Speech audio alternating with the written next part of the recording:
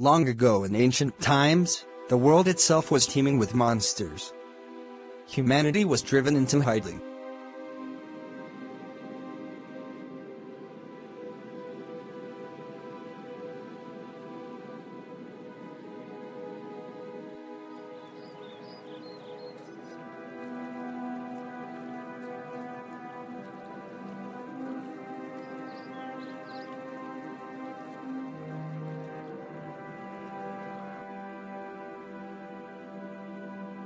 Driven to his wits' end, a desperate priest turned to heavenly power to help rid the world of the monsters that plagued it. Fortunately, the priest's cries for help did not fall on deaf ears.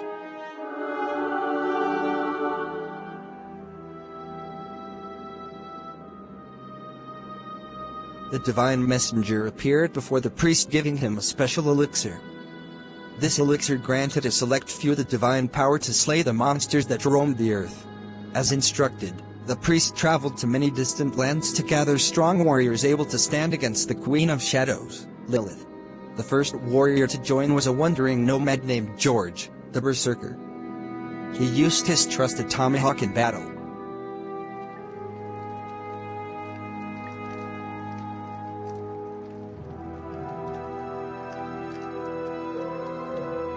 The second to join was a nobleman named Gordon, also known as the Dancing Swordsman.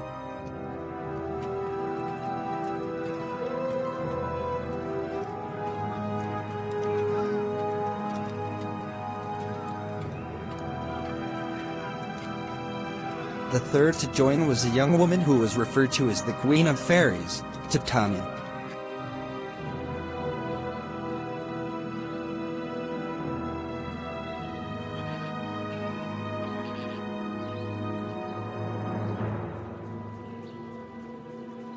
The last but certainly not least to join was an assassin who went by the name of Ehud Ben Jarrah.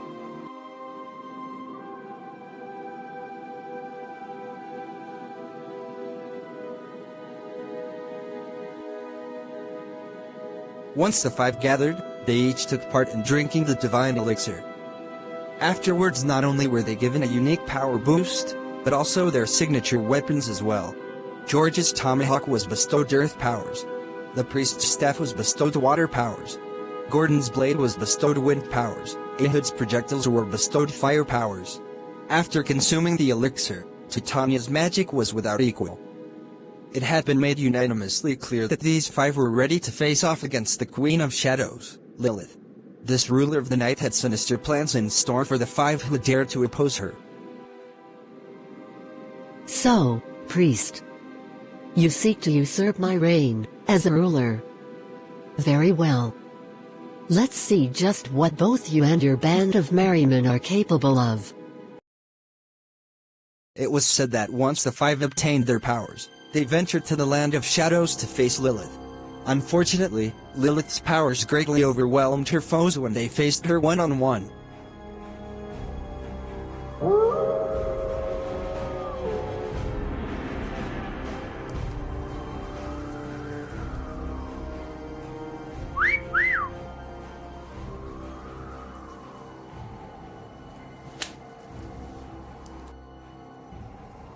Something isn't right. It's as if she up and vanished out of nowhere. Where is everyone? Boom! It's you.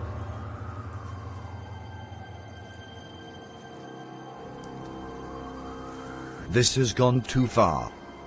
I'm putting an end to this, here and now. Well, you've certainly caught my attention. So, the priest managed to recruit a charmer into his group. What a great plaything you'll make for me. Wait, what? Go.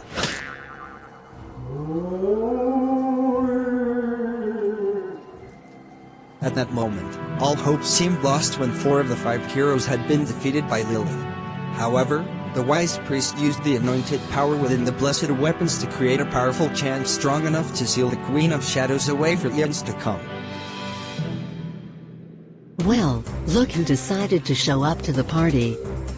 Do you really expect to win against me? Tell me. Just what do you hope to accomplish facing me single-handedly? Many things. Your mad reign has plagued this world for far too long. To ensure the protection of this entire planet, you must be vanquished.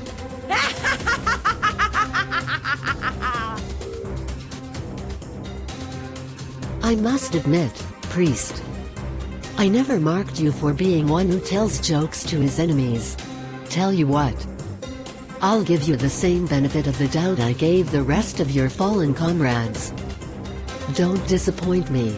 Believe me, I wouldn't dare face you with the intention of disappointment. This is the end. Farewell, Lilith. Hey, where am I? What just happened? Your essence has been sealed away into dark matter, Lilith. There's no hope for escape. You cursed priest. Release me now. Or so help me, I'll inflict a rampage upon humanity the likes of which the world has never seen. Your taunts fall on deaf ears, Lilith. Only an outside force can aid your escape, in which I will dedicate my life to preventing.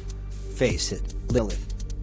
Eternal separation from others is a much better fate than what you really deserve. So in the meantime, learn to make friends with loneliness.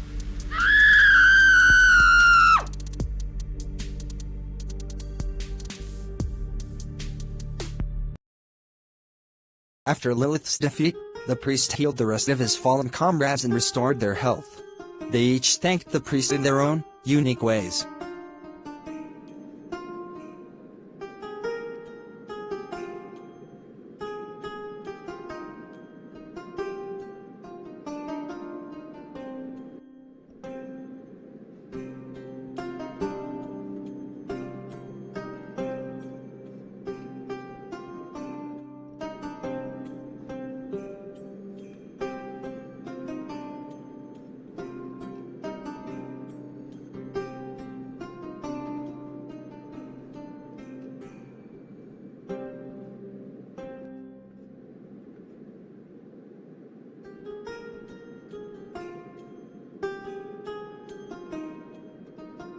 After the exchange of heartwarming goodbyes, our 5 heroes went their separate ways. From all corners of the globe, these 5 were regarded as the legendary heroes who defeated the Queen of Shadows and her legion of monsters. As the unified path diverged, the priest returned to the same temple where he first met the divine messenger, Elpis. The once desperate priest was elated to finally tell Elpis about the great news of Lilith's defeat.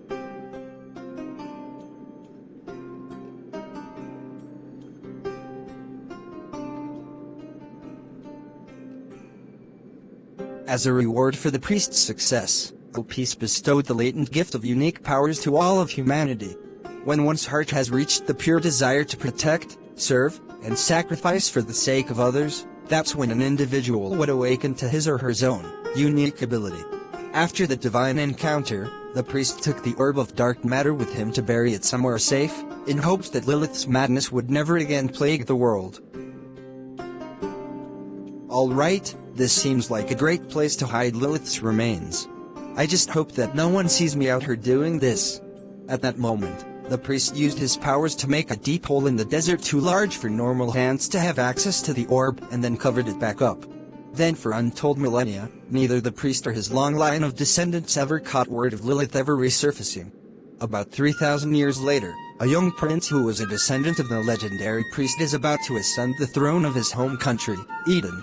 However, much to his kingdom's despair, Prince Lucius is having difficulty finding a suitable bride from his matchmaker. I don't know, Chrissy. I'm starting to think I'm just not ready to settle down with anyone yet. Why is my father trying so hard for me to marry? I haven't even had the chance to enjoy the days of my youth yet. Sire, your father just wants the best for you. After all, he's not getting any younger and is just trying to ensure the royal lineage. There has to be someone here who's a great match for you. I have an idea. I'll ask Klein to come with me to search next time. He's what you might call a ladies' man. Alright, I feel much better now. I just hope this one will be well worth the wait. You have my word, as your matchmaker. I'll do my best. However, little did they know this next candidate alone would change the entire course of history itself. And did so, it came to pass that Chrissy and the royal knight Klein set out to town in search of a suitable bride for Prince Lucius. So, I take it there was no luck on the last girl, was there? I don't know why. It just seems as if many of them are only interested in him for the title and not much anything else. You'd think that with that kind of position, finding true love would be very simple. Sorry to say, but it's quite the contrary. With that kind of power, most people would only see marrying the prince as a means of never going to work again.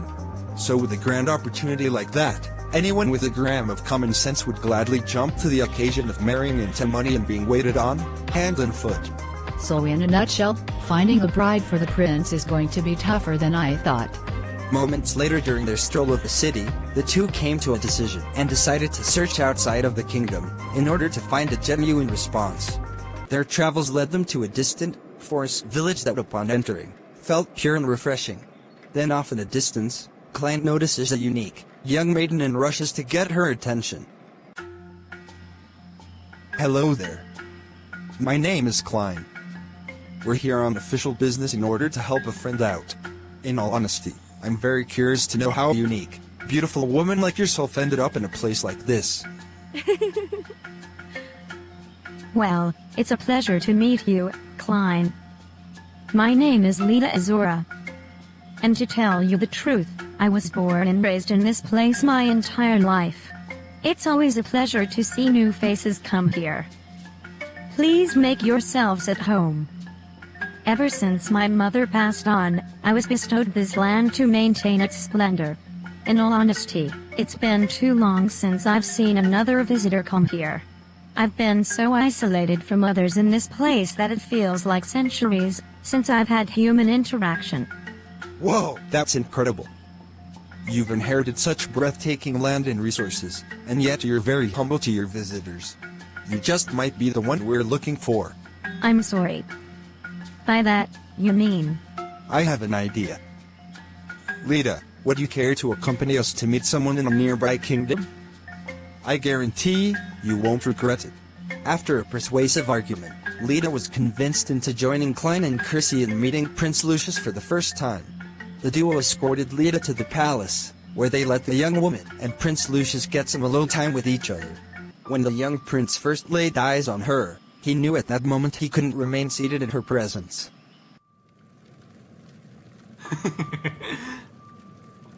Please excuse my shyness, Miss Azora.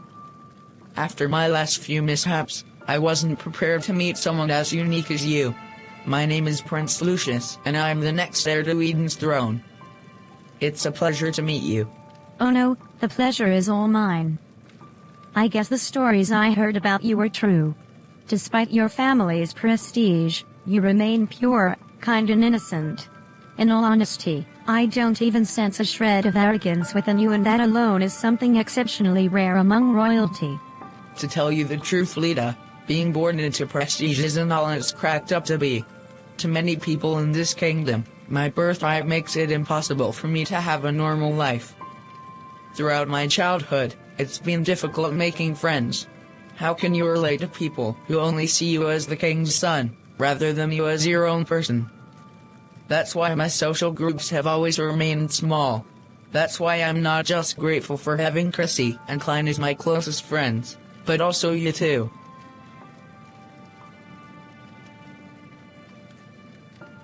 You know, it's funny. You and I have just met, and yet it feels like I've known you my whole life. After our embrace, I felt such a warmth coming from you. You're like the sun to my moon, the day to my night.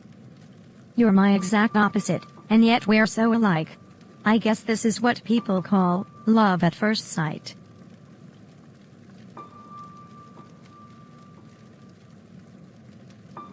After hearing Lita's poetic words firsthand, Prince Lucius couldn't hold back his emotions and decided at that moment to stand by Lita's side. Overjoyed with the wonderful news of Lita and Lucius' impending union, Klein and Chrissy celebrated.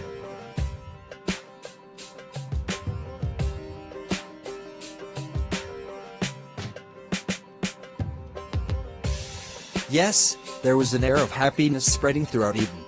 After a few days of enjoying one another's company, Lita decided to be completely honest with her lover and called him out one night to discuss her hidden truth. I've never been to a place like this before, Lita.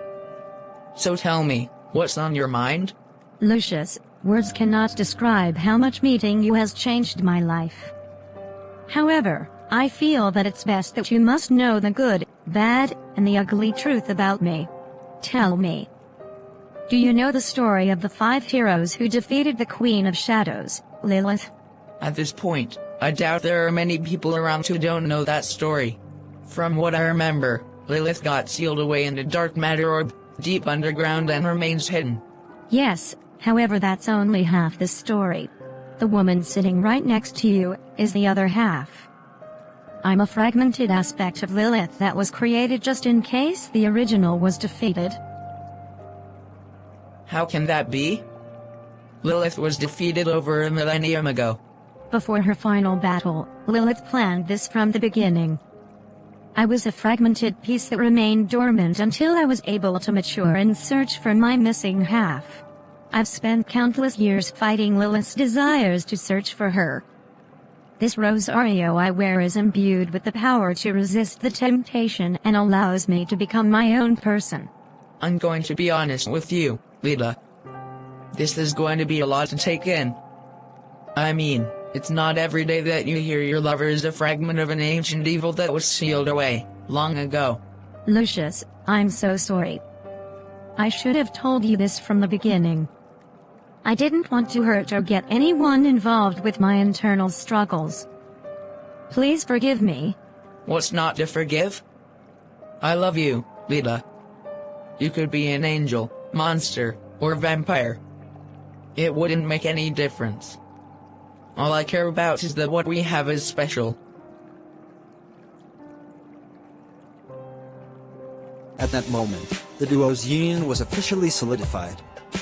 As the entirety of Eden rejoiced, civil unrest brooded over the horizon.